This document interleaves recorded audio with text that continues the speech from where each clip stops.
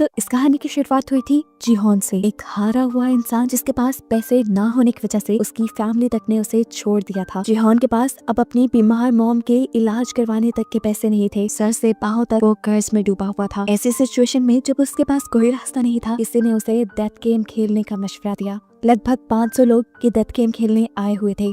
इस गेम में एक रोबोट थी, जो भी इंसान जरा से भी गलती करता था वो रोबोट उसे चुनकर मार देती थी। जीहोन ने अपनी जान बचाने के लिए, यहाँ सरवाइव करने के लिए एक बूढ़ी कैंसर पेशेंट तक को धोखा देकर अपनी जान बचाई और आखिर ये गेम जीत कर यहाँ से निकल भी गया। लेकिन उसके दिल में जो दुख बैठ गया था वो 500 में से सिर्फ एक था जो ये गेम जीत के निकला था। बाकी सारे उस गेम के दौरान मारे गए। गेम को जीतने के बाद उसके हाथ बहुत पैसे लगे थे, लेकिन उसने इन पैसों को हाथ तक नहीं लगाया क्योंकि उसे रिग्रेट था इस चीज का कि उसकी वजह से सारे लोग मरे हैं। हालांकि ये उसने गेम प्लान नहीं की थी। फिर एक दिन एक अनजान आदमी उसे हॉस्पिटल में बुलाता है। जीहोन ये देखकर हैरान परेशान कि ये वही गेम वाला बूढ़ा कैंसर पेशेंट था जो गेम में हार गया था, जिसे मार ही दिया गया होगा। लेकिन अब ये जिंदा सलामत उसके सामने था और इसके जरिए उसे घिनौनी सच्चाई ये पता चली कि लोग बस अपनी एंटरटेनमेंट के लिए यहाँ लोगों को मरवा देते थे इस डेथ गेम में। ये इंसान जो कैंसर पेशेंट था, इसकी लाइफ भी काफी बोर हो गई थी और अपनी लाइफ में थोड़ा मजा लाने के लिए इसने ये डेथ गेम बनाई थी।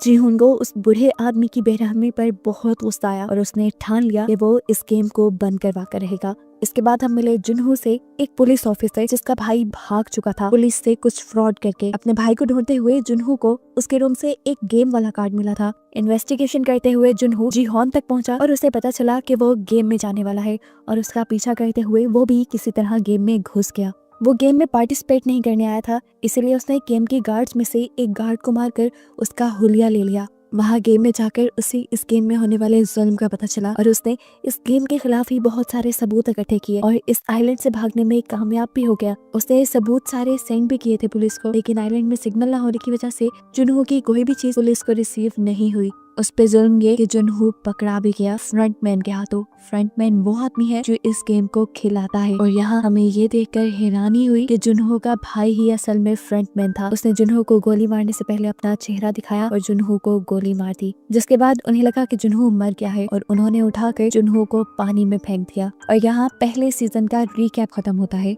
नेक्स्ट सीजन की कहानी यही से कंटिन्यू हो रही है। सबवे स्टेशन पे हम अब जीहोन को देख रहे हैं जो अपनी बेटी से मिलने के लिए जा रहा है। सबवे स्टेशन पे उतरते ही उसकी नजरें दो आदमियों पे रुक गईं। उन दोनों में से एक आदमी वही आदमी था जिसने जीहोन को स्क्विड गेम का कार्ड दिया था। ये बात समझ गया कि अब ये लोग दोबारा एक नई गेम के लिए लोगों को इकट्ठा कर रहे हैं, लेकिन वो अब इन्हें इनके बुरे इरादों में कामयाब होने नहीं देगा। वो भागते हुए उस आदमी तक पहुंचने की कोशिश करता है, लेकिन उसने फिर भी थोड़ी देर कर दी थी। वो आदमी वहाँ से जा चुका था। जिन्होंने उस आदमी के हाथ से कार्ड ले लिया जिसको वो गेम वाला आदमी कार्ड देकर गया था और फौरन उस नंबर पे कॉल मिलाई। कॉल मिलाते ही वो फ्रंटमैन को धमकी देता है कि मैं तुम्हें तुम्हारे इरादों में कामयाब होने नहीं दूंगा, मैं इस मर्तबा इस गेम को चलने नहीं दूंगा। उसकी ये धमकियां सुनकर उल्टा फ्रंटमैन ही अब उसे धमकी देने लगा था। वो उससे कहता है जाओ तुम अपनी बेटी से मिलने जाओ, इन पंगों में ना ही पड़ो तो अच्छा है। ये सुनकर वो समझ गया कि फ्रंटमैन और उसके लोग आज भी किसी तरह उसके ऊपर नजर रखे हुए थे, लेकिन अब तक ये कैसे मुमकिन था।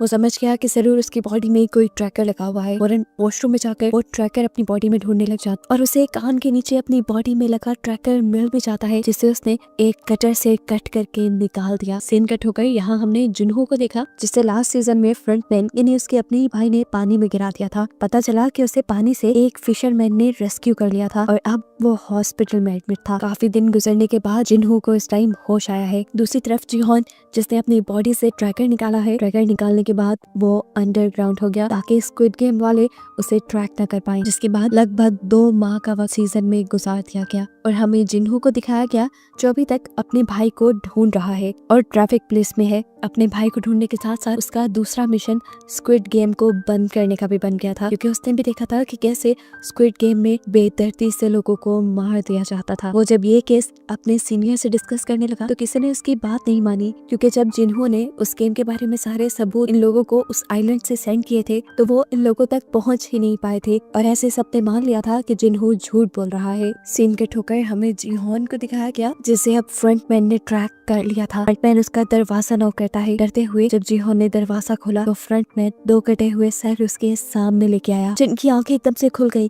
और यहाँ पर जीहॉन की भी आँख खुल गई और हमें पता चला ये सिर्फ उसका एक सपना था। बेकर जैसे ही वो उठा उसके दरवाजे पे किसी ने नॉक किया। ये एक गैंगस्टर था जिससे पिछले सीजन में जीहॉन ने बहुत सा कर्ज लिया हुआ था, लेकिन अब गैंगस्टर जीहॉन के लिए ही काम करता था। अपने साथियों के साथ मिलकर सबवे स्टेशन पर उन लोगों को ढूंढने का जो स्क्विड गेम के लिए लोगों को मैन्युपुलेट करते हैं। अब वही टाइम आ चुका था जिस टाइम में 2 साल पहले जिन्हों को स्क्विड गेम में इंगेज किया गया था। इसीलिए अब वो गैंगस्टर को हर सबवे स्टेशन पर लड़कों को जगह जगह खड़े करने की ड्यूटी देता है, जिसके लिए उसने गैंगस्टर को 1 मिलियन यौन भी दिए थे और साथ ही ये वादा भी किया था कि अगर उन्होंने उस आदमी को किसी भी तरह ढूंढ निकाला जो स्क्विड गेम में लोगों को फंसाता रहा है और अब भी फंसा रहा है, तो जिन्हों इन्हें 1 बिलियन यौन इनाम के तौर पर भी देगा। इनाम की रकम सुनते ही गैंगस्टर का तो मुंह खुला का खुला रह गया। उसने अपने लड़कों को भी लालच दी कि जो भी उस आदमी को ढूंढेगा उसे इनाम की आधी अमाउंट मिल जाएगी। जिन्होंने ये लालच इसलिए दिया था ताकि सब लोग दिल लगाकर काम करें और अगर इस मर्तबा इन्हें वो आदमी ना मिला तो इन्हें पूरे 1 साल का और इंतजार करना पड़ जाएगा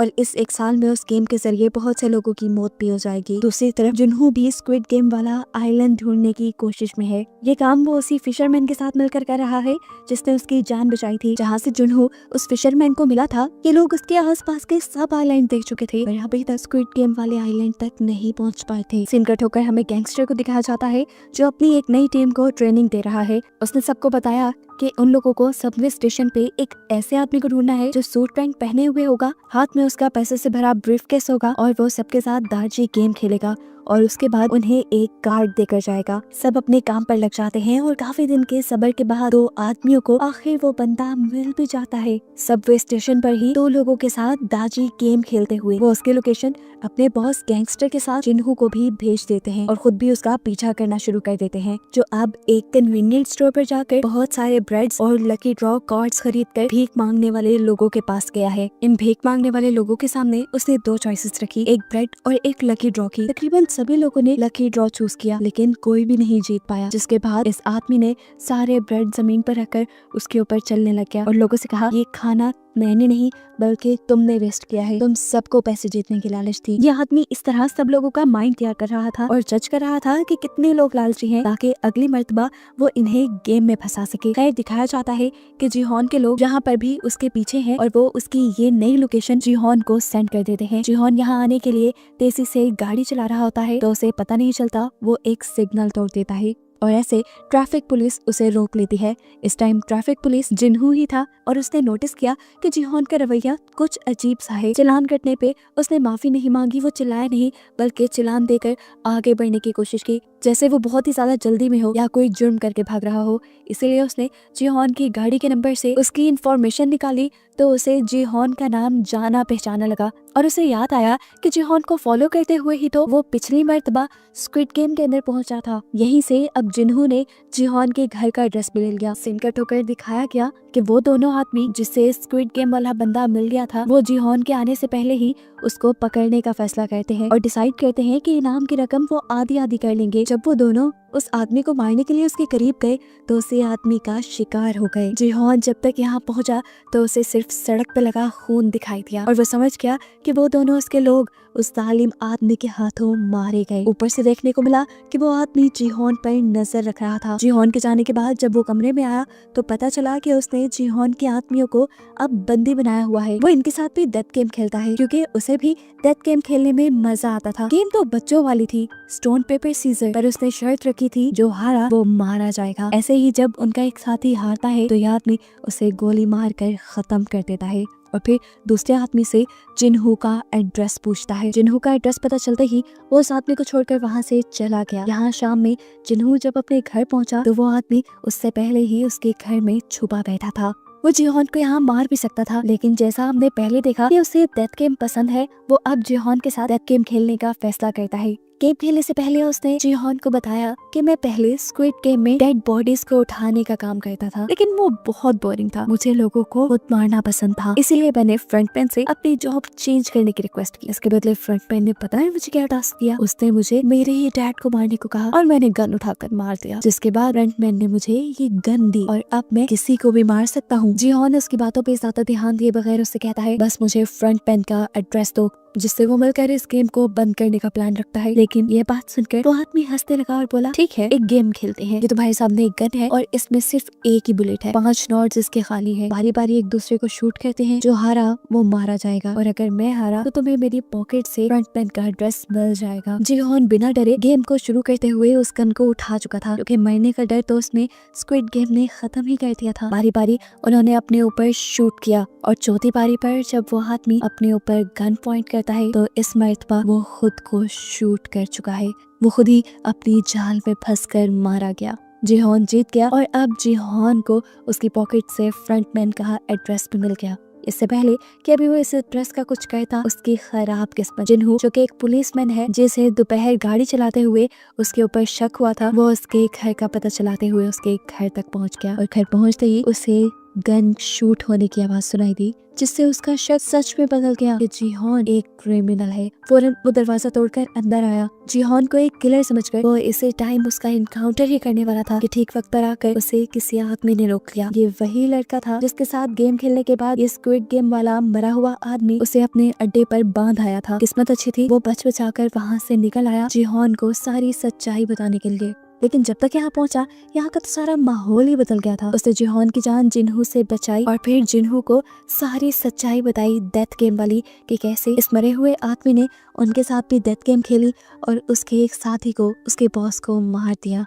बात को आगे बढ़ाते हुए जिहोन भी अब जिन्हू को स्क्विड गेम की सारी स्टोरी बताता है कि किस तरह इस गेम में सभी लोगों को मार दिया जाता है। उसने जिन्हू से कहा, मैं बुरा नहीं हूँ, मैं बस उस गेम को रोकना चाहता हूँ ताकि और मासूमों की जान बच पाए। स्क्विड गेम के बारे में वो जिन्हू भी जानता था। जिन्हू ने यहाँ जिहोन को बताया, मैं तुम्हारा ही पीछा करते हुए उस गेम तक पहुंचा था। वहाँ मैंने जाकर गार्ड्स के सूट पहन लिए और तुमसे कई मर्तबा बात करने की भी कोशिश की, लेकिन तुम मेरे से बात नहीं कर पाए। मैं जानता हूँ उस गेम में ये लोग सबको मार देते हैं और मारने के बाद उन डेड बॉडीज के साथ क्या किया जाता है, उनके ऑर्गन्स निकाल कर बेच दिए जाते हैं, ये सब कुछ भी मैं जानता हूँ। इतनी डिटेल्स तो जिहोन को खुद भी नहीं पता थी। जिन्हू के मुंह से ये सब सुनकर उसने भी अब जिन्हू को अपने साथ मिलाने का फैसला किया और जिन्हू को अपना प्लान बताया कि वो स्क्विड गेम के सभी बनाने वालों को चुन चुन कर मार देगा। एक फ्रंटमैन है जिसे आज तक उसने नहीं देखा, वो ब्लैक मास्क पहने आता है। उसने इल नामी एक बूढ़े कैंसर पेशेंट के साथ मिलकर ये गेम बनाई है। वो उन आदमियों को मारकर इस गेम को खत्म करना चाहता है। यहाँ पर गैंगस्टर भी इन दोनों की सारी बातें सुन चुका था। वो इनसे कहता है, मैं भी तुम्हारा साथ देना चाहता हूँ,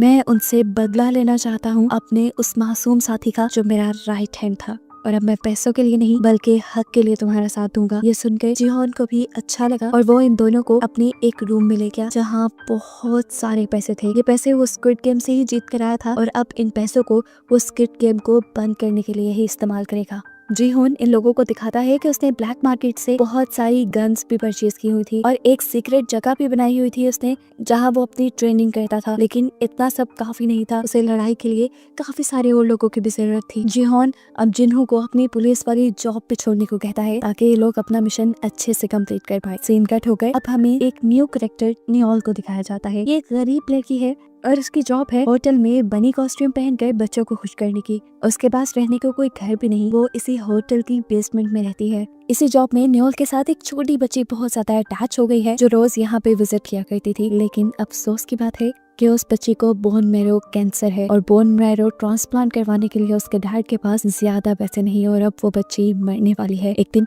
उस बच्ची को इमरजेंसी में हॉस्पिटल एडमिट कराया जाता है, जो सुनकर नियोल भी तड़प कर उसे हॉस्पिटल में देखने के लिए जाती है। इस बच्ची की मदद करना चाहती है लेकिन उसके पास तो खुद तक के लिए पैसे नहीं। इस बच्ची को क्या बचाएगी वो। रात होने पर हम नियोल को दोबारा पार्किंग में देखते हैं जहाँ पर 2 लोग आकर उसे स्क्विड गेम का कार्ड दे गए। सीन कट होकर हमें जिन्हू को दिखाया जाता है जो अपनी मॉम के साथ बैठा था और उसकी मॉम बहुत ज्यादा उदास थी क्योंकि वो जिन्हू के भाई के आने का इंतजार कर रही है। जिन्हू जानता है कि वो कभी नहीं आएगा, जिस काम में वो पड़ा हुआ है वो घर नहीं आएगा। लेकिन ये सब सुनने के बाद भी जब उसकी मॉम को तसल्ली नहीं मिलती तो एक और मर्तबा वो अपने भाई को ढूंढने का फैसला करता है। सीन कट होकर अब फाइनली दोबारा से हम जिहोन को देखते हैं जो इस टाइम अपनी दांतों का ऑपरेशन करवा रहा है। अपना एक दांत निकलवाने के बाद उसने अपने मुंह में एक नकली दांत फिक्स करवाया है जिसके अंदर ट्रैकर लगा हुआ है। असल में कल को वो फ्रंटमैन से मिलने वाला है, इसीलिए उसे बहुत ही ध्यान से हर काम करना होगा। ये लोग फ्रंटमैन को भी पकड़ना चाहते हैं और फ्रंटमैन के बाद इस घिनौनी गेम के सारे हिस्सेदारों को भी पकड़ना चाहते हैं।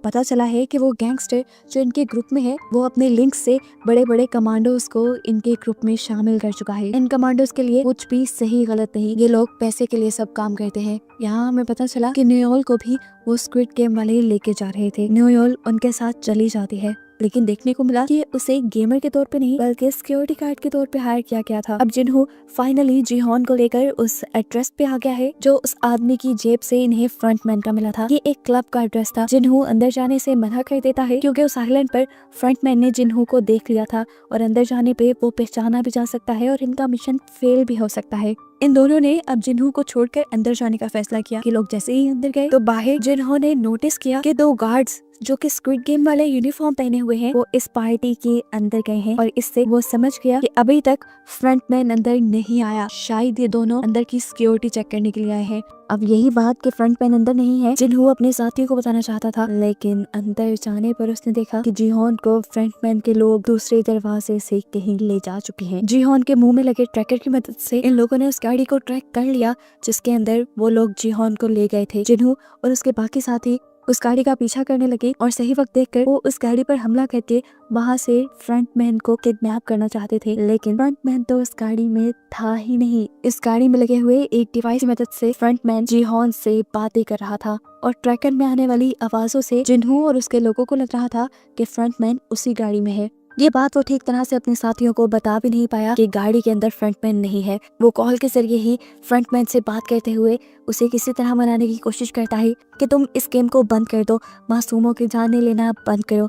जिस पे फ्रंटमैन ने उसे कहा, मैं जबरदस्ती किसी को इस गेम में इन्वॉल्व नहीं करता, सब खुद पैसे की लालच में आते हैं। फ्रंटमैन ने बड़ी ढिठाई से बोला, मैं तो एक सोशल वर्क कर रहा हूँ। जो सुनकर अब जिहोन को गुस्सा आ गया और उसने बोला, तुम्हारे काम को कैसे सोशल वर्क कहा जा सकता है? तुम तो लोगों की मजबूरियों का फायदा उठाकर उन्हें मार देते हो। जो सुनकर फ्रंटमैन हंसने लगा और बोला, अरे मेरी बात सुनो, जो लोग इस गेम खेलने के लिए मानते हैं वो पहले से ही लाइफ में हार चुके होते हैं इस दुनिया के लिए, बस वो किसी गन से ज्यादा नहीं। और बस मैं उस गन को खत्म कर रहा हूँ और उससे बाकी लोग एंटरटेन हो रहे हैं, इसमें बुराई क्या है? दूसरी तरफ इस गाड़ी से बाहर हमें दिखाया जाता है कि फ्रंटमैन के स्नाइपर जिन्हों और उसके सभी साथियों की गाड़ियां पंचर कर चुके थे ताकि वो लोग आगे उसे फॉलो ना कर पाए। इस चीज को जानते हुए जिहोन भी इस गाड़ी से निकलने के लिए यहाँ ड्राइवर को शूट करने की कोशिश करता है, लेकिन उसे पता चला कि ये पूरी गाड़ी बुलेट प्रूफ है। साथ ही ड्राइवर ने भी बुलेट प्रूफ कपड़े पहने हुए हैं और वो अब इस गाड़ी में फंस चुका है। ये देखते हुए जिहोन वापस बैठ गया और अब उसके दिमाग में एक नई खिचड़ी बनने लगी। पता नहीं क्या सोचकर उसने फ्रंटमैन से दोबारा इस गेम में हिस्सा लेने को बोला। वो ऐसे तो इन सबको मना नहीं पाया था, लेकिन अब उसको लगता है कि वो गेम में जाकर इस गेम में होने वाली सारी ज्यादतियों को रोक सकता है। अब वो बंदा जो इस गेम को बिल्कुल पसंद नहीं करता वही ये गेम खेले तो मजे का हो सकता है। इसलिए फ्रंटमैन ने भी उसे गेम में दोबारा एनरोल कर लिया और अब उसे बेहोश करके ये लोग स्क्विड गेम के अंदर ले गए। जिन्हों फौरन उनका पीछा करने के लिए एक बोट के अंदर ट्रैकर्स लगा लेता है और उसी फिशरमैन के जरिए उन आइलैंड को ढूंढने के लिए निकल जाता है जहाँ पर वो जिहोन को लेकर जा रहे होंगे। यहाँ जिहोन को दोबारा दिखाया जाता है जिसकी यहाँ स्क्विड गेम के बेड पर खुली है। उसे अपना पुराना ही नंबर दिया गया है। यहाँ पर पहले की तरह बहुत सारे और लोग भी हैं जो एक दूसरे को देखकर कंफ्यूज है, साथ ही गेम्स के लिए भी कंफ्यूज है। अब गार्ड्स यहाँ आकर इन्हें गेम्स के रूल बताना शुरू करते हैं। रूल्स बताने के बाद गार्ड्स ने इन सब की हिस्ट्री इन सबको दिखाई कि यहाँ पर सिर्फ वही लोग आए हुए हैं जिन पर मिलियंस का कर्ज है। ये सब बताने के बाद गार्ड्स ने इन्हें बताया कि जीतने वाले को 45.6 बिलियन यॉन मिलेंगे।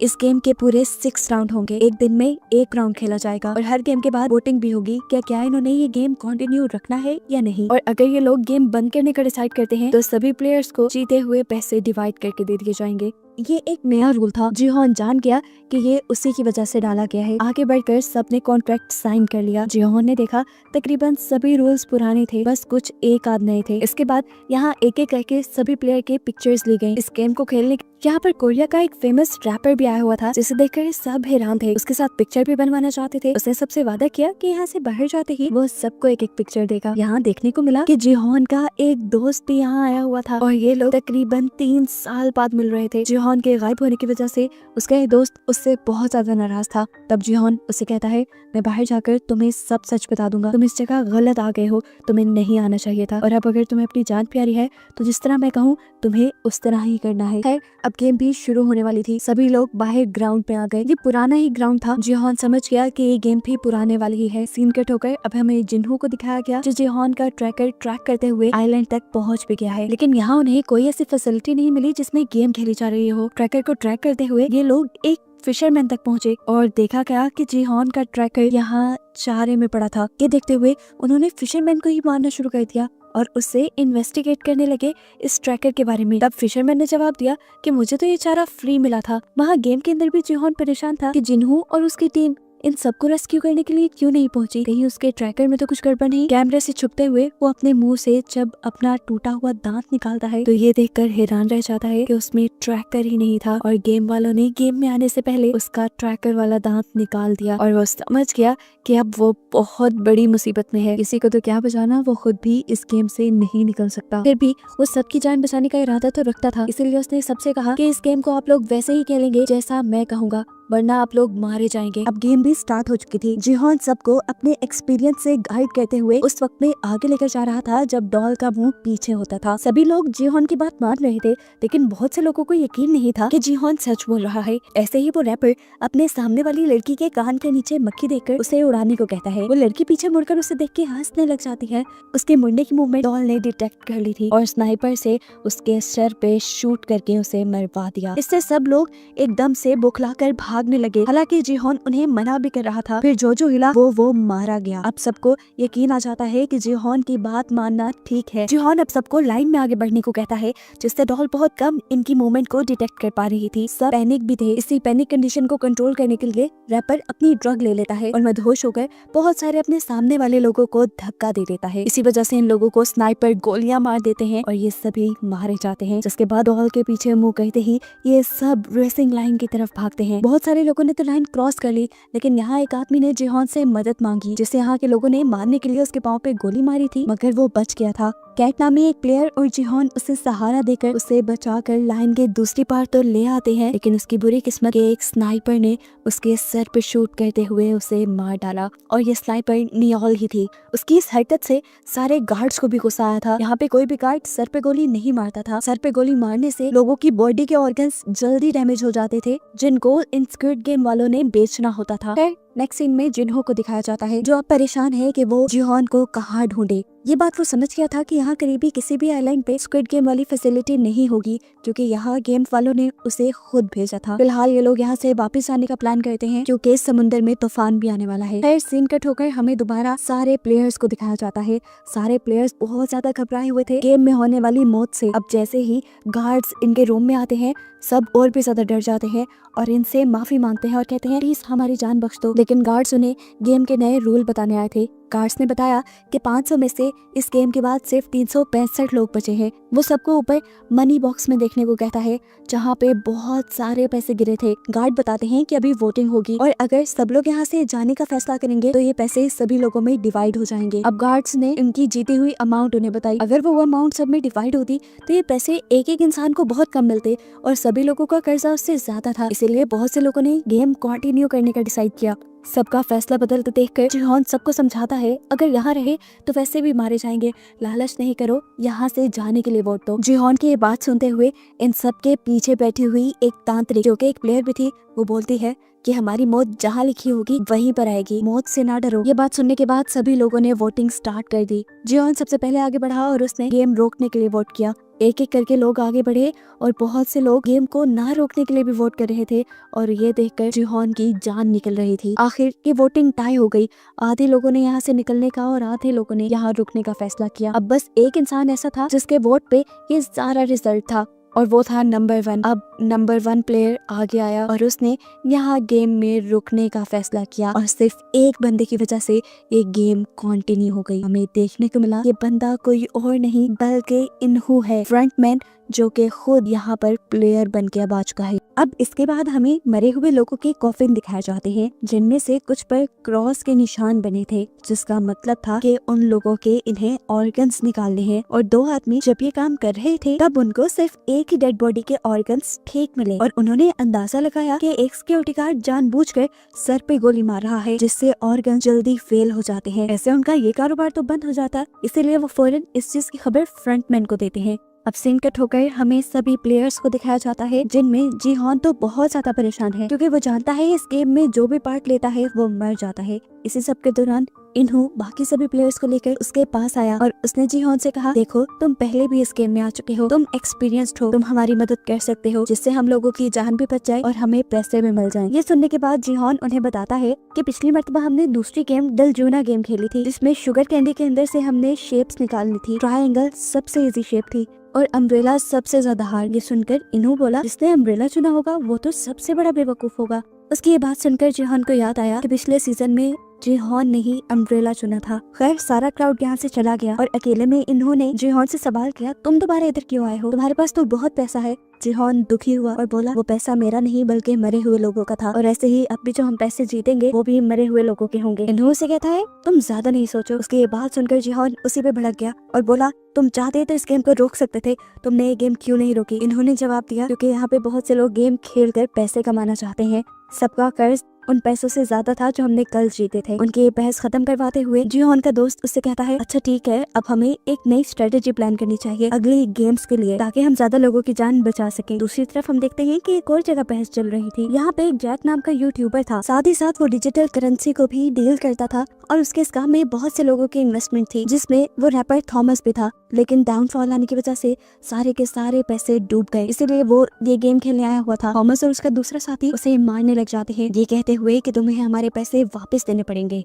जीहॉन और उसका दोस्त इस लड़ाई को रुकवाते हैं। इसके बाद सभी अपने अपने बिस्तर पे चले गए। बेड पे लेटने के बाद इन्होंने जीहॉन से माफी मांगी उसके गलत बिहेवियर के लिए और बताया कि गेम में रुकना उसके लिए इसलिए जरूरी था क्योंकि उसकी वाइफ को लिवर कैंसर था, उसको लिवर ट्रांसप्लांट की भी जरूरत थी और जब उसने लिवर ट्रांसप्लांट के लिए बहुत सारे पैसे इकट्ठे किए, कर्ज लिया, तो उसके डिपार्टमेंट वालों को लगा कि उसने करप्शन की है, जिसकी वजह से उसकी जॉब भी चली गई और अब उस पे बहुत बड़ा कर्ज भी है। वो ऐसे बिना पैसे लिए यहाँ से नहीं जा सकता। उसको इमोशनल हुआ देखकर जीहॉन भी उसकी मजबूरी समझ गया और उसने भी ठान लिया कि अगले गेम में वो सबका साथ देगा। सीन कट होकर हमें दिखाया गया कि अब यहाँ के नए फ्रंटमैन के सामने नोयोल को बुलाया गया है क्योंकि वो लोगों के सर में गोली मार रही थी। जब फ्रंटमैन उससे वजह पूछता है तो वो बताती है कि पुराने फ्रंटमैन ने मुझसे यही डील की थी कि यहाँ पर बेकार लोगों को मारना है। मैं सर में गोली इसलिए मारती हूँ कि उनके अंदर जान होती है। जिस पर वो आदमी बताता है कि तुमने आइंदा सर पे गोली नहीं मारनी, देखो हम उनके ऑर्गन्स निकालते हैं और उनके ऑर्गन्स कई लोगों की जान भी बचा सकते हैं, तो याद रखना आइंदा तुमने गोली नहीं मारनी, वरना बेचने के लिए हमारे पास तुम्हारे भी ऑर्गन्स हैं और मैं जानता हूँ तुम अपनी बेटी को वापस पाने के लिए जिंदा रहना चाहती हो। यहाँ इनकी बातों से हमें नयोल की जिंदगी के बारे में भी पता चलता है कि वो कोरियन मिलिट्री में थी, लेकिन एक जंग में जब वो हिस्सा लेने गई तो पीछे से उसकी बेटी गुम हो गई और आज तक वो अपनी बेटी को ढूंढ रही है। सीन कट होकर अब हम जुनहो को देखते हैं जो अपने ऑफिस में आकर कमिश्नर से मदद मांग रहा है ये सारी कहानी बताते हुए, लेकिन उसके पास कोई सबूत नहीं, इसलिए कमिश्नर उसे कहते हैं, तुम जानते हो ना सबूतों के बगैर हम किसी भी चीज पे एक्शन नहीं ले सकते और तुम्हारी कहानी यकीन के काबिल भी नहीं, मुझे लगता है कि तुम्हारी दिमागी हालत खराब होने लगी है। ये कहते हुए कमिश्नर वहाँ से उठकर चले जाते हैं और पता चलता है कि जिन्हों ने अपने हाथ से अपनी जॉब भी खो दी, लेकिन जिन्हों अभी भी हार मानना नहीं चाहता था, इसलिए उसने अपनी पुरानी टीम को दोबारा यूनाइट किया स्क्विड गेम वाला आइलैंड ढूंढने के लिए। सीन कट होकर अब हमें दोबारा गेम का सीन दिखाया गया जहाँ पे अब वो डलजन गेम स्टार्ट हो गई थी। जीहॉन के कहने पर सबने ट्रायंगल चुना था, लेकिन जैसे ही सबने बॉक्स खोला तो एक ट्रायंगल के अंदर छोटे छोटे कई ट्रायंगल्स थे। ये देखकर सभी डर गए और जीहॉन पे चिल्लाने लगे। जीहॉन भी डर गया और तब उसकी आंख खुल गई और हमें पता चला ये सिर्फ उसका बुरा सपना था। खैर अब सब उठ भी चुके थे, दूसरे गेम का टाइम भी हो गया था। इन्हें अब एक नए ग्राउंड में लेके आया जाता है जहाँ कर जीहॉन हैरान परेशान था क्योंकि ये गेम पहले उसने नहीं खेली थी। जब बाकी सब लोग आके जीहॉन से इस गेम के बारे में पूछते हैं तो वो बताता है ये कोई नई गेम है और मुझे इसके बारे में नहीं पता। ये सुनकर सब उस पर भड़क गए। इससे पहले कि ये सब लोग उसे मारना शुरू कर देते इन्हों दरमियान में आ जाता है और ये लड़ाई रुकवा देता है। यहाँ पर अब इन्हें 5-5 लोगों की टीम बनाने को कहा गया था। डैनी जो कि प्रेग्नेंट थी और जैक की गर्लफ्रेंड थी, जैक उसके पास आकर उसे कहता है कि तुम मेरी टीम में आ जाओ, लेकिन डैनी इनकार कर देती है क्योंकि अब उसे जैक के साथ नहीं रहना था। वो अब जीहॉन की टीम के पास गई और उसने उनसे कहा प्लीज आप लोग मुझे अपनी टीम में ले लें, मैं प्रेग्नेंट हूँ और मुझे कोई और अपनी टीम में नहीं ले रहा। ये लोग मान जाते हैं और इन सब की एक टीम बन जाती है। अब हमें दूसरी टीम को दिखाया गया जिसमें कैट, मैडी और दोमा बेटा पार्क और ग्योंग थे और तभी जबरदस्ती तांत्रिक आकर इनके ग्रुप में शामिल हो गई। टीम्स बनाने के बाद इन सबको बताया गया कि सारी टीम के पाँव बांध दिए जाएंगे और इन्हें एक गोल सर्कल में एक साथ घूमना होगा। 5 मीटर के बाद एक गेम होगी जिस गेम को खेलते हुए इन्हें आगे बढ़ना है और एक दिए हुए टाइम के अंदर इन्हें अपना सर्कल कंप्लीट भी करना है। गेम्स के नाम सुनते ही इन सब लोगों ने आपस में कोऑर्डिनेट किया और जो जिस गेम में अच्छा था उसे वो खेलने की जिम्मेदारी दी। खैर गेम स्टार्ट हो जाती है और पहली 2 टीम्स को एक साथ खेलने के लिए दिया जाता है। पहली टीम डाची को बहुत अच्छे से खेलती है और तेजी से आगे बढ़ती है, लेकिन वो स्टोन को स्टोन से मारने में कामयाब नहीं हुए। स्टोन उनका आगे गिर गया था। एक साथ जब ये लोग उसे लेने के लिए आगे बढ़ गए तो गिर गए। टाइम काफी वेस्ट हो रहा था। खैर वो इस राउंड को भी पार करके आगे बढ़ गए। अगला गेम था इन्हें लट्टू को घुमाना, जो पहली मर्तबा में तो इनका एक टीम मेंबर नहीं कर पाया, लेकिन अगली मर्तबा में उसने ठीक से कर लिया। जबकि दूसरी टीम वो तो अभी अपनी पहले ही राउंड में फंसी हुई थी। फिर वक्त खत्म हो गया और दूसरी टीम को गोलियां मारकर स्क्विड गेम वालों ने मार दिया और वो टीम जिसने काफी सारे राउंड पूरे कर लिए थे वो भी अपना टाइम पे सर्कल कंप्लीट नहीं कर पाई थी और ऐसे उन्हें भी गोलियां मारकर मार दिया गया। ये देखकर सभी बहुत ज्यादा डर गए, घबरा गए। यहाँ पर अब सब लोगों की लाशें उठाई जा रही थी। एक बंदा अभी जिंदा था, मरा नहीं था। इन्होंने उसको भी उठाकर कॉफिन में डाला और उसके कॉफिन पे क्रॉस का निशान बना दिया। लेकिन फिर यहाँ पर नेओल आई और उसने आकर उस आदमी के सर पे गोली मारते हुए उसे जान से मार डाला। ये चीज फ्रंटमैन ने भी देख ली थी और उसकी इस हरकत से फ्रंटमैन के साथ उसके सारे गार्ड भी गुस्से में आ गए। खैर अब अगली टीम की बारी आ गई। ये कैट की टीम थी। कैट ने यहाँ सबको संभाला और आगे लेकर बढ़ी। पहले इन्हें डाची गेम खेलना था जिसमें वो लड़की पहली बारी में अपने कार्ड को घुमा नहीं पाई। तब कैट ने उसे कार्ड उल्टा पकड़ने को कहा और इस तरह पहली ही बारी में उसने अपने कार्ड को सीधा घुमा दिया था। फाइनली ये लोग आगे बढ़े। आगे इन्हें स्टोन से स्टोन को मारना था। वो लड़का भी पहली मर्तबा में स्टोन को स्टोन से हिट नहीं कर पाता। कैट यहाँ पे सबको एक साथ आगे कदम बढ़ाने को कहती है और ये लोग दोबारा उस स्टोन को लेकर पीछे आते हैं। उस लड़के की मोहम्मद से कहती है, बेटा उस आदमी को याद करो जिसने तुम्हारे सारे पैसे लूटे हैं। याद आते ही इस लड़के को इतना गुस्सा आया कि उसने पत्थर पर ठीक निशाना लगाकर ये राउंड भी जीत लिया। ये लोग दोबारा से आगे बढ़े। इस मर्तबा इन्हें 5 डाइस को इकट्ठे उठाकर इकट्ठे कैच करना था। कॉन्ग ये काम पहली मर्तबा में नहीं कर पाई और इस वक्त उसके बेटे ने उसे हौसला दिया और उसे कहा, तुम उस लड़की को याद करो जिसकी वजह से डैड तुम्हें छोड़ गए थे। ये सोचते ही उसने भी गुस्से में 5 डाइस को उछाल कर कैच कर लिया और जल्द ही ये लोग ये राउंड भी कंप्लीट करके आगे बढ़ गए। अगली बारी तांत्रिक की थी। उसे लट्टू घुमाना था लेकिन वो ये काम नहीं कर पा रही थी।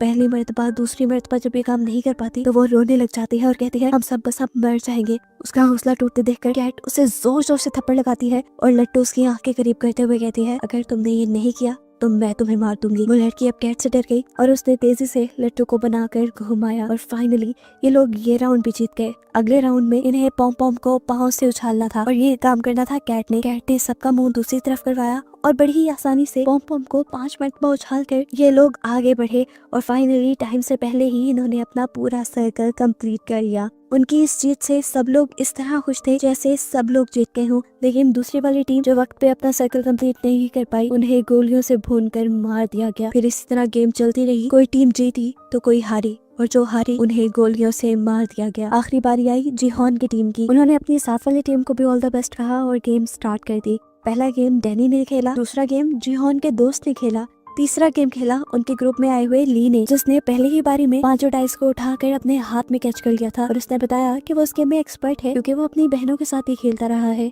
चौथा गेम इन्होंने खेलना था, उसे लट्टू को घुमाना था। पहली मर्तबा वो ठीक नहीं कर पाता और ये लोग आगे जाकर इकट्ठे उस लट्टू को उठाते हैं। दूसरी मर्तबा जब वो ये करने लगता है तो जानबूझकर वो लट्टू को पीछे फेंक देता है। उसकी ये चाल किसी को समझ नहीं आ रही थी। ये लोग पीछे से लट्टू को लेकर आए और अब इन्होंने ऐसा ड्रामा किया कि जैसे वो अपने हारने से बहुत ज्यादा परेशान है, वो अपने आप को मारने लगा। तो जिहोन ने उसे समझाया कि देखो तुम याद करो कि बचपन में तुम ये कैसे घुमाते थे, और इस मर्तबा इन्होंने लट्टू को ठीक से घुमा दिया। अगली बारी जिहोन की थी। उसे पम पम को 5 मर्तबा पाँव से हिट करना था। 4 मर्तबा तो उसने आसानी से कर लिया, लेकिन 5वीं मर्तबा पम पम आगे की तरफ बढ़ा। इससे पहले कि वो जमीन से टकरा जाता, इन्होंने जिहोन का पाँव आगे करके ये गेम जितवा दी और वो लोग वक्त से पहले जीतकर बहुत खुश हुए। लेकिन उनके साथ वाली टीम वो वक्त से पहले या वक्त पर वो काम नहीं कर पाई और इस तरह वो टीम मारी गई। ये देखकर जिहोन को काफी दुख हुआ। वो अपने रूम में वापस आ गए, जहाँ बहुत से लोग उन्हें जिंदा देखकर इसलिए नाराज थे क्योंकि उन्हें लग रहा था कि अब जीते हुए पैसे डिवाइड हो जाएंगे। इसी दौरान गार्ड्स भी रूम में आ गए।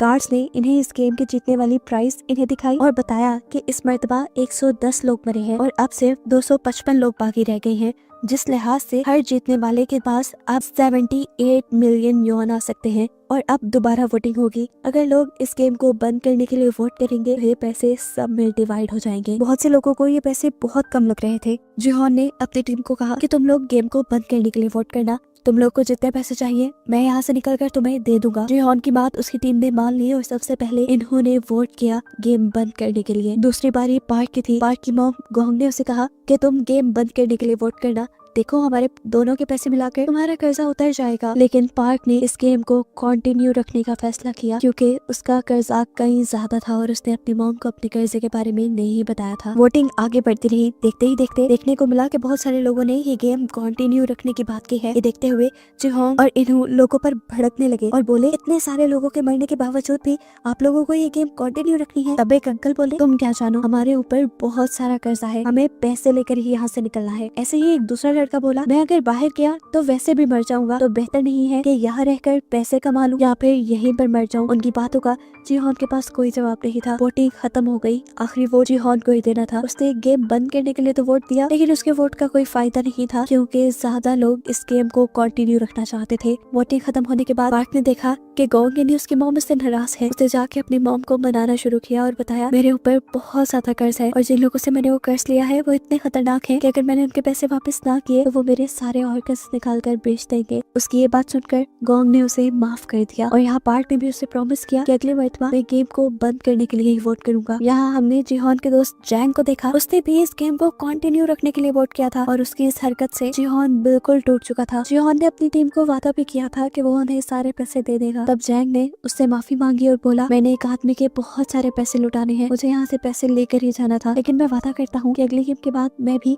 इस गेम को बंद करने के लिए वोट करूंगा। जिहोन दुखी बैठा था और उसने सबसे कहा कि अगले गेम पे अब एक दूसरे को भी मारना पड़ सकता है। ये बात सुनकर सभी दुखी हो गए। इन लोगों के पास अब खाना कुछ एक्स्ट्रा था जो उन्होंने डैनी को दे दिया क्योंकि डैनी प्रेग्नेंट थी और उसे ज्यादा खाना खाने की जरूरत थी। सीन कट होकर हमें बाथरूम में जैक और थैनोस यानी रैपर को दिखाया गया। वो रैपर अभी भी जैक को घेरे खड़ा था और उसने उसे कहा कि तुम मेरे कर्जई हो, इस तरह तुम मेरे गुलाम हुए, तुम यहाँ से मुझे पैसे जीत कर देकर जाओगे। ये सुनकर जैक ने उसे कहा कि तुम्हारे पैसे डूबने में मेरी कोई गलती नहीं, तुमने मेरे कहने पे शेयर जरूर खरीदे थे, लेकिन जब मैंने तुम्हें बताया कि अब इन्हें बेचने का टाइम है तो तुमने तब लालच में वो नहीं बेचे और तुमने अब सारे पैसे खुद डुबाए हैं, इसमें मेरा कोई कसूर नहीं। लेकिन वो रैपर उसकी कोई बात मानने को तैयार नहीं था। वो उसे कहता है, जो भी है तुम पैसे जीतो और मुझे वापस करो। ये सुनकर जैक हंसने लगा और बोला, अगर मैं वो पैसे जीत भी गया तो शायद तुम मर चुके होगे। ये बात सुनकर उस रैपर को इतना ज्यादा गुस्सा आ गया कि वो जैक की गर्दन पकड़कर उसे मारने लगा, पर सही वक्त पर जिहोन की टीम ने आकर इस लड़ाई को रोक दिया। खैर ये लोग वापस रूम में आ गए और यहाँ आकर जिहोन ने सबसे कहा कि हमें बारी बारी उठकर पहरा देना होगा क्योंकि पैसों के लिए मैंने देखा है लोग खुद जानवर बन जाते हैं और अपने दूसरे ही टीम मेंबर्स को मार देते हैं ताकि प्राइज मनी उनको मिल जाए। रात में हम देखते हैं कि जिहोन ने काफी देर पहरा, जिसके बाद जैंग उठा। जैंग ने उसे कहा, जिहोन तुम सो जाओ, अब मैं पहरा देता हूँ। मुझे आज भी याद है कि तुम आखिरी मरतबा मेरे से पैसे लेने आए थे, लेकिन अगर मेरे पास होते तो जिहोन मैं सच में तुम्हें दे देता। जिहोन ने यहाँ उसे कुछ नहीं कहा और यहाँ उनकी बातों से हमें पता चला कि उनकी दोस्ती बहुत गहरी, बहुत पुरानी है। वो बचपन से स्कूल टाइम यहाँ तक के जॉब भी उन्होंने एक साथ की थी और इस चीज का अंदाजा इन्हों को भी उनकी बातों से हो गया था। सारी बातें छोड़कर अब जैंग जिहोन से पूछता है, तुम्हारे पास इतने पैसे थे तो तुम वापस गेम में क्यों आए? जिहोन ने इस बात का जवाब नहीं दिया बल्कि एक नया सवाल जैंग से पूछा कि अगर मैं यहाँ गेम में मर जाऊँ तो तुम मेरे हिस्से के पैसों का क्या करोगे? ये सुनकर वो उदास हो गया और उसने बोला, ऐसी बातें नहीं करो, हम एक साथ जीत के बाहर जाएंगे। तब जिहोन ने जवाब दिया, हाँ मैं भी यही चाहता हूँ कि हम साथ जिंदा बाहर जाएं, लेकिन अब मैं हार रहा हूँ, ये लोग मेरी बात नहीं समझ पा रहे। खैर सीन कट होकर फाइनली अब हम जिन्हों को देखते हैं जो दोबारा जिहोन को ढूंढने के लिए सफर शुरू कर चुका है और यहाँ नया दिन भी चढ़ गया है। सभी लोगों को दोबारा गेम के लिए तैयार होने को कहा गया, साथ ही साथ सभी गार्ड्स भी तैयार हो गए। सभी प्लेयर्स को एक बड़े से हॉल में लेकर जाया गया जहाँ पर एक स्टेज घूम रहा था। सभी को उस पर खड़ा होना था। स्टेज के घूमने पर इन्हें एक नंबर दिया जाएगा, उतने नंबर की टीम बनाकर इन्हें यहाँ के किसी भी रूम में जाकर उस रूम को लॉक करना है, जिसके बाद बचे हुए लोगों को मार दिया जाएगा और अगर रूम में दिए गए नंबर से ज्यादा या कम लोग हुए तो उन्हें भी मार दिया जाएगा। ये सुनकर सभी लोग अपनी स्ट्रेटेजी बनाने लगे कि उन्हें ये गेम कैसे खेलनी है। स्टेज पे घूमना शुरू हो गया और इन्हें 10 का नंबर दिया गया। 30 सेकंड में इन्हें 10 लोगों की टीम बनाकर किसी रूम में जाना था। जिहोन की टीम और कैट की टीम जल्दी से एक रूम में चली गई और उन्होंने जाकर वो दरवाजा लॉक कर लिया। जल्दी से 30 सेकंड गुजर गए और जो भी लोग बाहर खड़े हुए थे उन्हें गार्ड्स ने गोलियों से भून दिया और ये देखकर जिहोन बहुत ज्यादा दुखी हुआ। उनके रूम में इस टाइम तांत्रिक बिखरी थी जिसने उन सबको बोला कि तुम सब मेरी वजह से जिंदा हो। ये कहते ही सबने मुड़कर उसकी तरफ देखा। जिहोन ने भी। जिहोन को देखकर वो बोली, तुम अगर अभी तक जिंदा हो समझो यहाँ बहुत बड़ा कुछ होने वाला है। कोई भी उसकी बातों पे ज्यादा ध्यान नहीं दे रहा था। अगले राउंड के लिए ये लोग दोबारा स्टेज पे आ गए। स्टेज घूमा और इन्हें अगला नंबर मिला 4 का। सभी लोगों ने जल्दी जल्दी अपनी टीम तोड़ी और कमरों की तरफ आ गए। कैट की टीम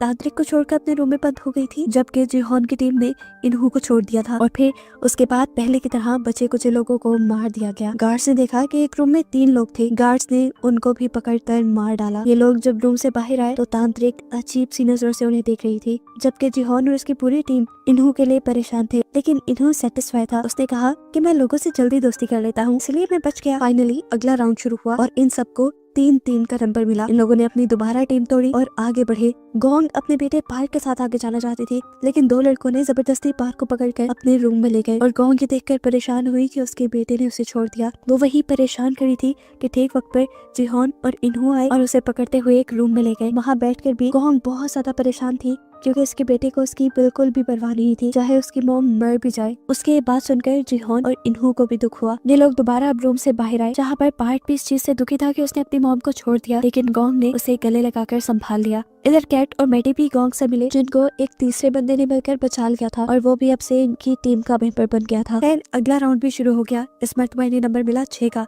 ये लोग अब दोबारा टीम बनाने लगे। मैडी और कैट की टीम जिहोन की टीम से डैडी को लेकर एक रूम की तरफ बढ़ी, लेकिन गलती से मैडी को धक्का देने पर वो पीछे रह गई। सब लोग परेशान हो गए, लेकिन तभी जल्दी से सामने से जैक आकर इनके रूम में घुसकर इनका रूम लॉक कर लेता है और बाहर मैडी रह जाती है, जिसे गोली लगकर वो इनकी आंखों के सामने मारी गई। कैट उसके मरने से बहुत दुखी थी, क्योंकि गेम में आते ही पहले उसकी दोस्त मैडी बनी थी। वो उसके मरने का गुस्सा जैक के ऊपर निकालने लग जाती है, लेकिन तब जैक उनसे कहता है कि अगर मैं सही वक्त पर आकर तुम्हारा रूम लॉक ना करता तो तुम सब के सब मारे जाते। मेरा एहसान मानो, मैंने तुम्हारी जान बचाई है, क्योंकि मैडी सही वक्त पर अंदर नहीं आ सकती थी। उसकी बात गलत भी नहीं थी, इसीलिए सबका गुस्सा ठंडा हो गया। खैर अब अगला राउंड स्टार्ट हो जाता है। इन्हों का ख्याल था कि अब गेम वाले 2-2 का नंबर चुनेंगे, क्योंकि यहाँ पर 50 कमरे हैं और ये लोग 126 लोग रह गए हैं। इन्हों के कहने के मुताबिक बाकी 2 का नंबर मिला। सब 2-2 की टीम बनाकर कमरों की तरफ भागने लगे। इन्हू और जैन जिस कमरे में गए, वहाँ पर एक और बंदा आ गया। ये लोग 3 हो गए थे। अगर इन्हें गार्ड्स देख लेते तो मार देते।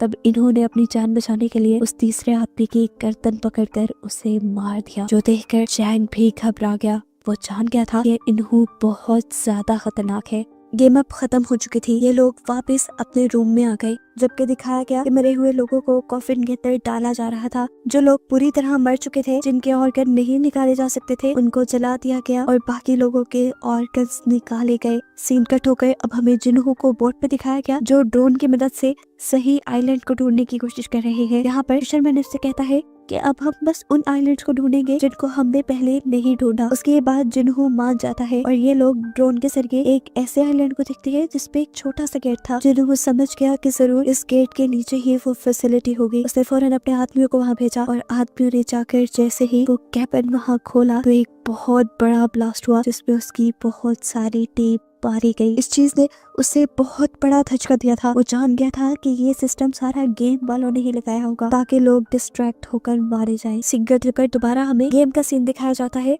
जहाँ पर सभी प्लेयर्स अपनी गेम्स के बारे में बात कर रहे हैं। तांत्रिक आकर कैट की टीम से कहती है, तुमने मुझे अपनी टीम से निकाला था ना, देखो अब मैं तुम्हें शराब देती हूँ, तुम सब भी बैडी की तरह मारे जाओगे। जो सुनकर गैंग बोली, तुम्हारी बातों से कुछ नहीं होगा। यहाँ अब जैक भी डैनी के पास आया। वो डैनी के बच्चे को अपनाना चाहता था। उसने डैनी से कहा, देखो डैनी, हम अब गेम को बंद करने के लिए वोट करेंगे और इसके बाद अब यहाँ से निकल जाएंगे। हम दोनों के पैसों को स्टॉक में इन्वेस्ट करके एक अच्छी जिंदगी गुजारेंगे। ये सुनकर डैनी को गुस्सा आ गया और वो बोली, तुम आज भी मेरे लिए मेरे पास नहीं आए, बल्कि मेरे पैसों के लिए आए हो। तुम अपने पैसों का जो कुछ मर्जी करो, मैं अपने पैसे से अपने बच्चे को अकेले पाल सकती हूँ। ये कहकर वो वहाँ से चली गई। जबकि दूसरी तरफ अभी इन्हू और जिहोन को दिखाया गया, जिन्होंने गेम बंद करने वाले लोगों को गिन लिया था। गेम बंद करने वाले लोग अभी भी कम थे और गेम को कंटिन्यू रखने वाले लोग ज्यादा बच गए थे। तब जिहोन सिचुएशन देखते हुए इनसे कहता है कि हमें लोगों से बात करनी चाहिए और इस गेम को बंद करने के लिए कहना चाहिए, जिस पर इन्हों से समझाता है, देखो हम इस तरह नहीं कर सकते। ऐसे में वो लोग जो इस गेम को कंटिन्यू रखना चाहते हैं उल्टा भड़क जाएंगे और गेम से पहले ही यहाँ लड़ाई हो जाएगी, सब एक दूसरे को मारने लग जाएंगे और यही तो वो गेम वाले चाहते हैं। अब वोटिंग का भी टाइम आ गया था। वोटिंग से पहले गार्ड्स ने आकर इन सब लोगों को बताया कि अब बचे हुए लोग सिर्फ 100 रह गए हैं और अगर 100 के 100 लोग यहाँ से निकलने का डिसाइड करते हैं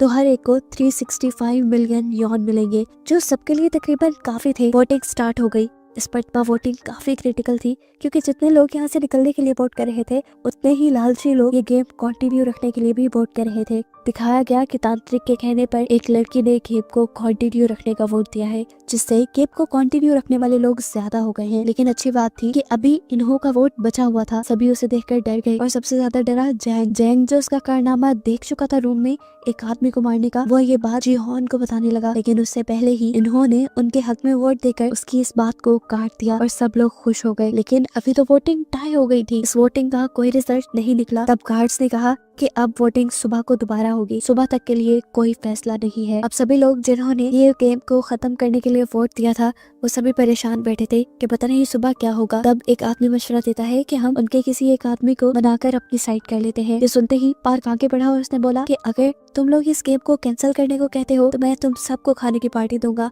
लेकिन उसके बाद से सामने वाली टीम भड़क गई। सामने वाली टीम के अंकल बोले, अगर तुम सब मर गए देखो हमें तो ज्यादा पैसे मिलेंगे। और यहाँ पर अब ली नाम का लड़का खड़े होकर कहता है, और अगर गेम बंद ना हुई तो देखना तुम सब लोग मर जाओगे। बहस बढ़ते बढ़ते इनकी लड़ाई तक आ गई। ये सब लोग अपनी लाइन में आ गए। उनकी ये बहस देखते हुए जिहोन ने नोटिस किया कि आज इन सबको खाने के साथ फॉग भी दी गई थी कि अगर लड़ाई हो तो इसे हथियारों के तौर पे यूज किया जा सके। सीन कट होकर हमें वॉशरूम में दिखाया गया कि वो रैपर एक आदमी को डरा धमका रहा है क्योंकि उसने गेम बंद करने के लिए वोट किया है, जबकि रैपर ने उसे गेम को कंटिन्यू रखने को वोट देने को कहा था। ये देखकर जैक सामने आया और उसने रैपर से कहा कि तुम किसी को भी धमका नहीं सकते वोटिंग के लिए। इन सब के दरमियान बहस इतनी बढ़ गई ये लड़ाई की तरफ चली गई। जैक इस लड़ाई से बचना चाह रहा था, लेकिन रैपर ने उसको ओवर पावर कर दिया और उसका गला दबाकर उसे मारने ही वाला था कि उस वक्त पे जैक को ना चाहते हुए भी रैपर के ऊपर फॉग से हमला करके उसे मारना पड़ा। उसने फॉग रैपर के गले में धंसा दिया था, जिससे उसकी वहीं पे मौत हो गई। रैपर के मरने के बाद दिखाया गया कि सिर्फ जैक और रैपर के दरमियान में ही नहीं बल्कि यहाँ सभी लोगों के दरमियान में लड़ाई चल रही थी और वॉशरूम के बाहर गार्ड्स पहराते रहे थे क्योंकि वो तो खुद चाहते थे कि ये लड़ाई होती रहे। यहाँ अब हॉल में बताया गया कि कैसे बहुत सारे लोग वॉशरूम में लड़ाई करके मारे गए हैं और उनके मरने से इनकी अमाउंट में और ज्यादा पैसा भी डाला गया। ये करने के बाद अब सारे लोग वापस आए और इन्होंने बताया कि कैसे वॉशरूम में वोटिंग को लेकर लड़ाई हो गई थी। सीन कट होकर हमें जिन्हों की बोर्ड को दिखाया जाता है जिसमें एक आदमी की तबीयत खराब हो रही थी। वो उल्टी करने के लिए जब बाहर आया तो उसने देखा कि फिशरमैन जिसे जिन्हों अपना साथी समझ रहा है वही उसके सिस्टम में गड़बड़ी कर रहा था और यहाँ हमें रिवील हुआ कि असल में वो भी गेम वालों का ही एक मेंबर है। जब फिशरमैन ने देखा कि जिन्हों के एक गार्ड ने उसे देख लिया है तो वो उस गार्ड को ही उठाकर पानी में फेंक देता है।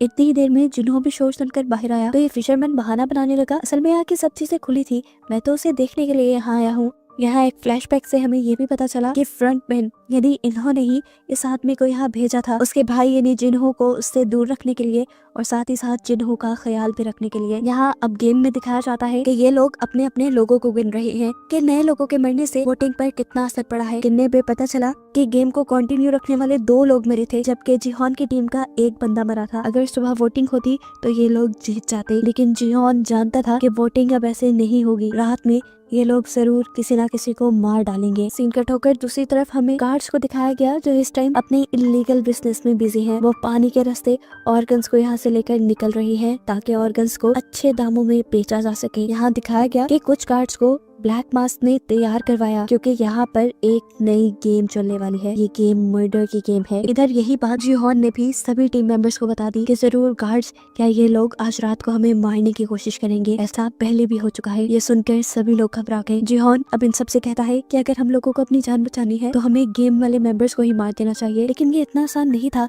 तब जिहोन बोला, अगर हम चाहे तो कर सकते हैं। ऊपर वाले फ्लोर्स में वो अथॉरिटीज रहती हैं, हम गार्ड्स को मारकर उनकी गन से लेंगे और जाकर अथॉरिटीज को मार देंगे ताकि ये गेम ही बंद हो जाए। इन्हों बोला, ये बहुत खतरनाक रास्ता है, ऐसे में हमारे भी बहुत से लोग मारे जाएंगे। जिस पर जिहोन बोला, हमारे लोगों के मरने के कम चांसेस हैं क्योंकि गेम वालों को अंदाजा भी नहीं है कि हम उनकी अथॉरिटीज के ऊपर हमला करने वाले हैं। ये सुनकर इन्हों अजीब सी नजरों से उसे देखकर बोला, हाँ सच में उन्हें अंदाजा नहीं है। फिर सीन कट हुआ और हमें आधी रात का सीन दिखाया गया। जिहोन और उसके बहुत सारे साथी बेड्स के नीचे छुप गए थे क्योंकि वो जानते थे कि अब जो लड़ाई होने वाली है उसमें बहुत से लोग मारे जाएंगे। उनकी टीम के ज्यादा लोग इसलिए छुप गए ताकि वो नजरों में न आए और उनको कोई मार ना पाए। सुबह वोटिंग होने पर वही लोग, जियोन ये भी जानता था कि गार्ड्स ज्यादा लोगों को मारना नहीं चाहते क्योंकि अगर ज्यादा लोग मर गए तो उनकी गेम में मजा ही नहीं रहेगा। इसीलिए जब गेम को कंटिन्यू रखने वाली टीम ने जिहोन की टीम पर हमला किया और कुछ ही लोगों को मारा तो फौरन ही गार्ड्स भी आ गए इस लड़ाई को रोकने के लिए। गार्ड्स अब यहाँ गिरे हुए लोगों को चेक करने लगे कि क्या वो मर गए हैं। इन्हीं लोगों में जिंदा जिहोन की टीम भी छुपी हुई थी, जो एकदम से गार्ड्स को पकड़कर उनकी गन्स छीनने में कामयाब हो जाते हैं। असल में ये उनका प्लान था कि लड़ाई होने के बाद वो इस तरह मरने का ड्रामा करेंगे और गार्ड्स जब उनके करीब आएंगे तो वो गन्स छीन लेंगे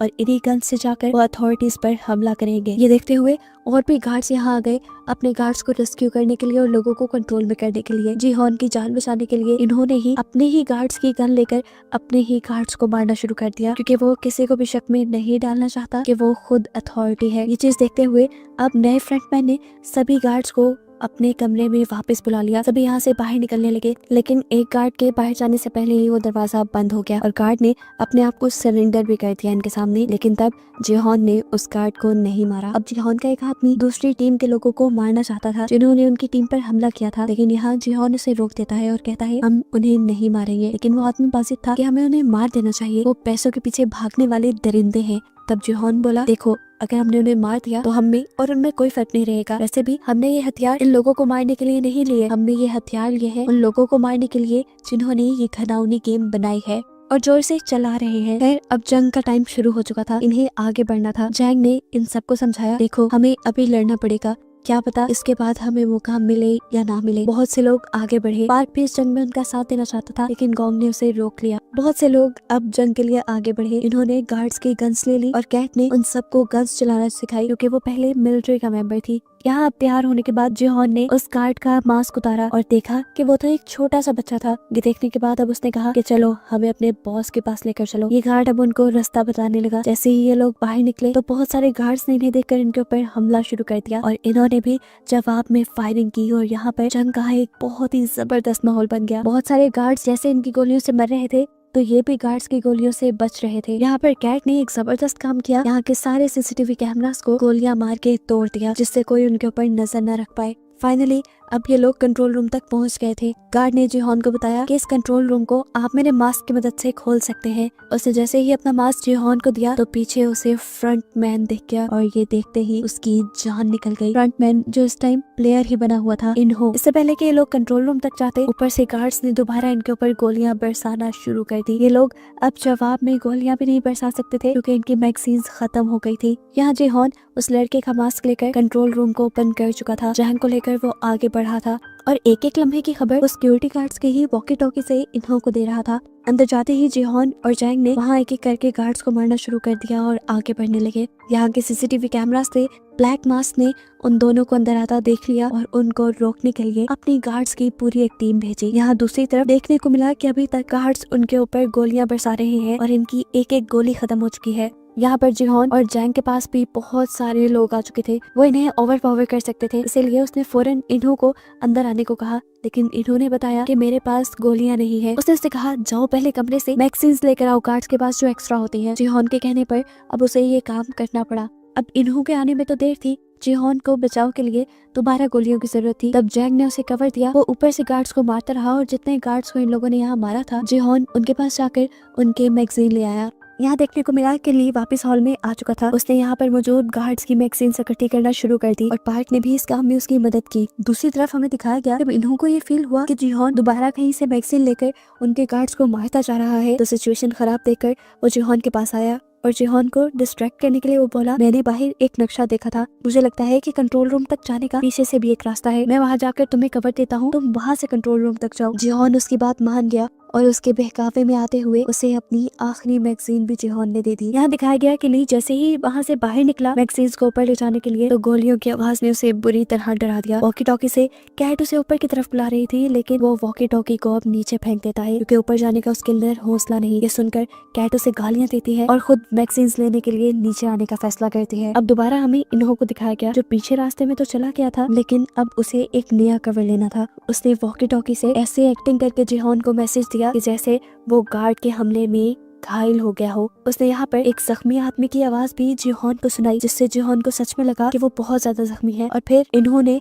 उस सामने वाले आदमी को भी गोली मारकर मार दिया। ये सब वॉकी टॉकी से जिहोन सुन रहा था और अब जिहोन को ऐसे लगा जैसे इन्हों मारा गया हो और इस चीज से वो बहुत ज्यादा दुखी हो गया। वो तो इन्हो को अपना दोस्त समझ रहा था, ये नहीं जानता था कि इन्हो ही सबसे बड़ा गद्दार है। अंदर कैट जो अब मैगजीन्स लेकर बाहर की तरफ बढ़ रही थी, उनके रूम में भी बहुत सारे गार्ड्स आ गए। कैट ने पहले इन्हीं को मारने का फैसला किया, लेकिन गैंग ने उसे रोक दिया और कहा कि तुम इन्हें नहीं मारो। पता नहीं क्यों कैट ने उसकी बात मान ली। कैट के सही वक्त पर बाहर ना पहुंचने की वजह से सब लोग अब सरेंडर करने की पोजीशन पे आ गए, क्योंकि वहाँ गार्ड्स की तादाद ज्यादा हो गई थी और वो लोग लड़ भी नहीं सकते थे। इसी तरह गार्ड्स ने सामने आकर यहाँ एक एक करके सबको मार दिया। सीन कट होकर हमें दिखाया गया कि जीहोन और जैंग ने भी सरेंडर कर दिया था, क्योंकि उनके पास भी गोलियां खत्म हो गई थी। और तब उनके सामने आया फ्रंटमैन, यानी खुद ही इन्हो, जो उससे पूछता है, जीहोन तुम्हें तो दोबारा यहाँ आके काफी मजा आया होगा, है ना? लेकिन तुमने जो यहाँ किया वो अच्छा नहीं किया और इसकी अब तुम्हें सजा मिलेगी। वो अब उसके ऊपर बंदूक तानता है, लेकिन मार देता है जैंग यानी उसके दोस्त को, ताकि उसके दिल में दर्द बढ़ जाए। अपने फ्रेंड को मरता देखकर जीहोन जोर से चिल्लाया और बस यहीं पे ये सीजन खत्म हो गया, बहुत सारी मिस्ट्रीज के साथ।